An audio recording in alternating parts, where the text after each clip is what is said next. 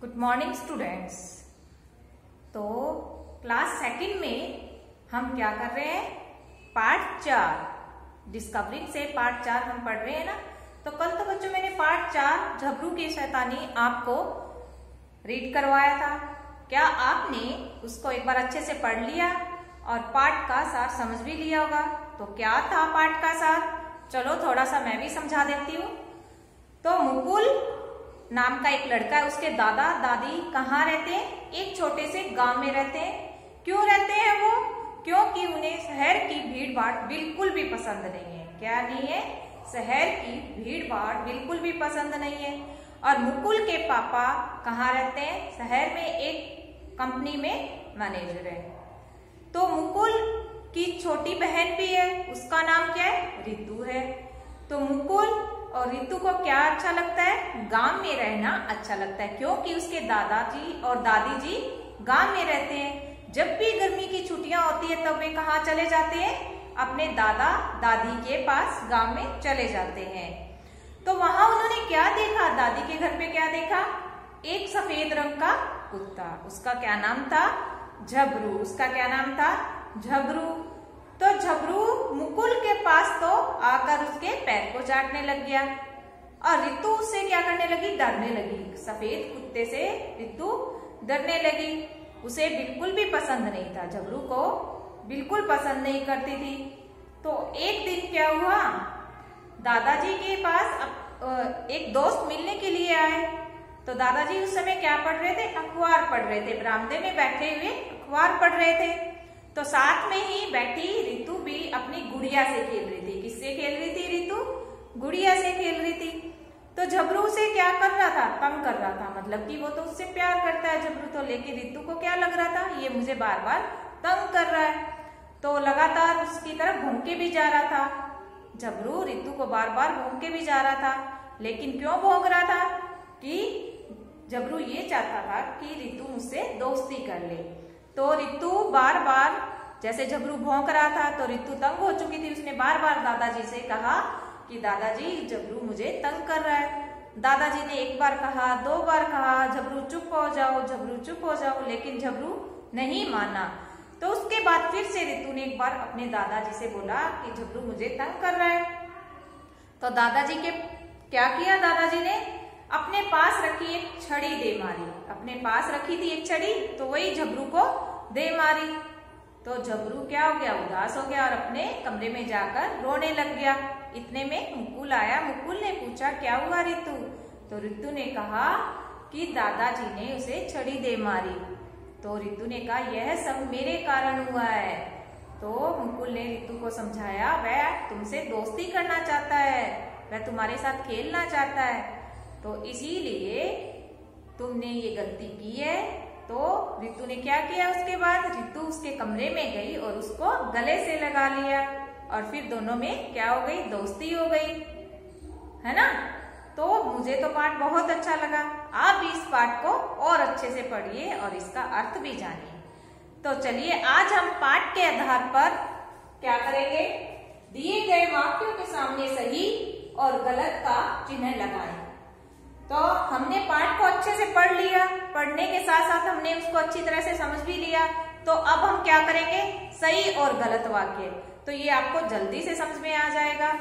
तो चलिए, पहला क्या वाक्य है? मुकुल के पापा शहर की बड़ी कंपनी में काम करते थे। तो ये वाक्य हमारा गलत है या सही है? तो पाठ के आधार पर हम करेंगे तो बिल्कुल सही है। मुकुल के पापा शहर की एक बड़ी कंपनी में काम करते थे। तो ये क्या है हमारा? सही। तो इस बॉक्स में हम सही का निशान लगाएंगे। आगे देखिए, रितु मुकुल की बड़ी बहन थी। क्या रितु मुकुल की बड़ी बहन थी? नहीं, रितु मुकुल की छोटी बहन थी। तो ये वाक्य क्या है हमारा? गलत है। तो हम यहाँ गलत का चिन्ह लगाएंगे। आगे देखिए, दादी झबरू को बिल्कुल पसंद नहीं करती थी। क्या दादी झबरू को बिल्कुल पसंद नहीं करती थी? बताइए। करती थी, क्योंकि दादा दादी के पास ही तो झबरू रहता था, है ना। अगर दादी उसे पसंद नहीं करती तो अपने घर में कैसे रखती? तो ये हमारा वाक्य क्या है? बिल्कुल पसंद नहीं करती। तो ये हमारा वाक्य गलत है, क्योंकि दादी तो झबरू को पसंद करती थी। आगे देखिए, मुकुल को झबरू बहुत प्यारा लगा। क्या मुकुल को झबरू बहुत प्यारा लगा? हाँ, मुकुल को झबरू बहुत प्यारा लगा। तो ये हमारा क्या है? सही वाक्य है।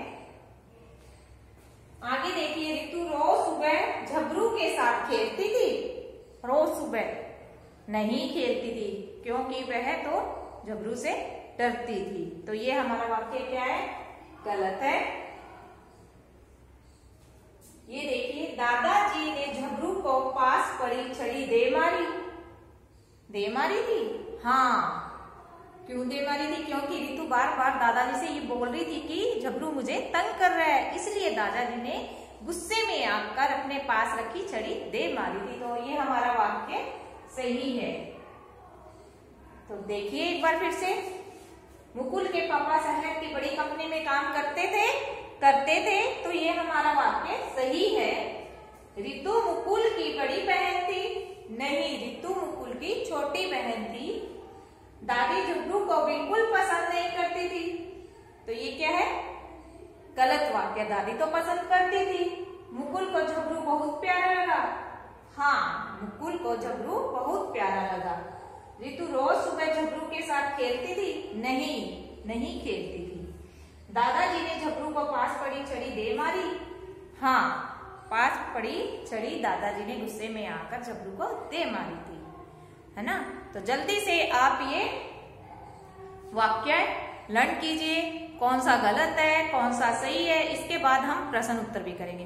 तो बच्चों, मैं आपसे एक बात बोल रही हूँ कि आप मेरी वीडियो बार बार देखिए और उसे समझने का प्रयास कीजिए। उसके बाद ही आप बुक में से और नोटबुक में से जितना भी वर्क आपने किया उसे लर्न करने का अभ्यास जरूर करें, ताकि आपको पेपर में कोई भी प्रॉब्लम नहीं आएगी ना। तो आपको क्या करना है कि याद भी करना है साथ साथ। ऐसा नहीं है कि आप बुक में करते जाओगे, वर्क करते जाओगे। नहीं, आपको जितना भी मैंने समझाया उतना आप साथ साथ लर्न करते जाइए। तो चलिए अब हम क्या करेंगे? प्रश्न उत्तर करेंगे।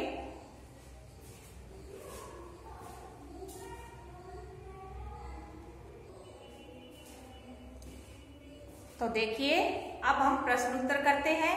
तो पहला देखिए क्या लिखा है। मुकुल के दादा दादी गांव में क्यों रहते थे? तो मुकुल के दादा दादी गांव में क्यों रहते थे? बताइए।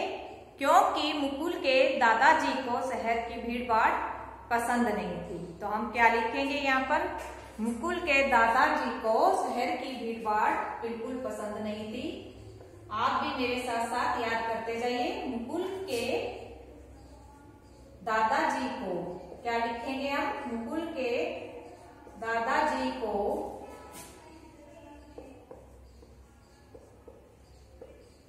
शहर की भीड़ भाड़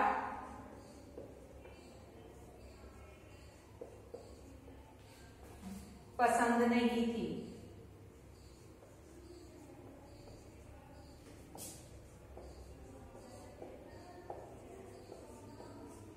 तो क्या नहीं थी? मुकुल के दादाजी को शहर की भीड़ भाड़ बिल्कुल पसंद नहीं थी, इसीलिए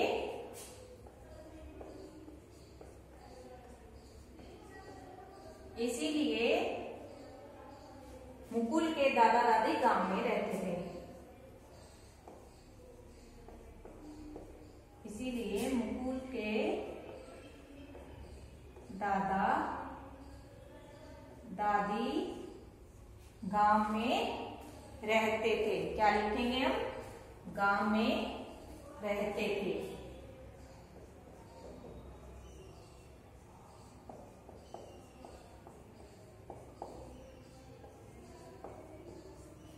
तो क्या लिखा है मैंने?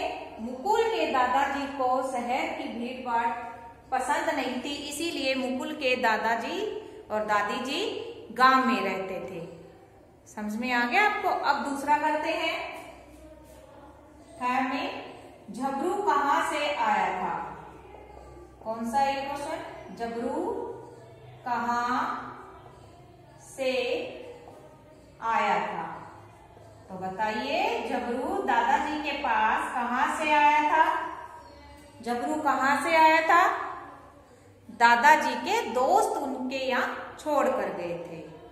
दादाजी के दोस्त उनके यहाँ छोड़कर गए थे ना, इसलिए झबरू दादाजी के घर पे था।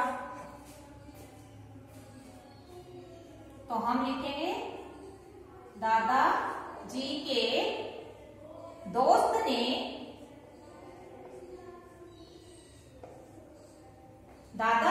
दोस्त ने झबरू को उनके यहाँ छोड़ा था।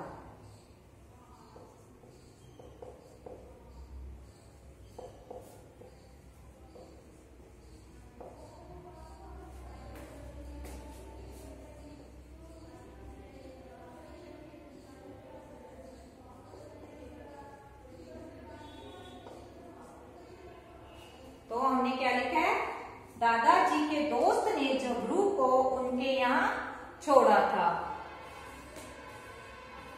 उनके पास छोड़ा था या यहाँ छोड़ा था, एक ही बात है।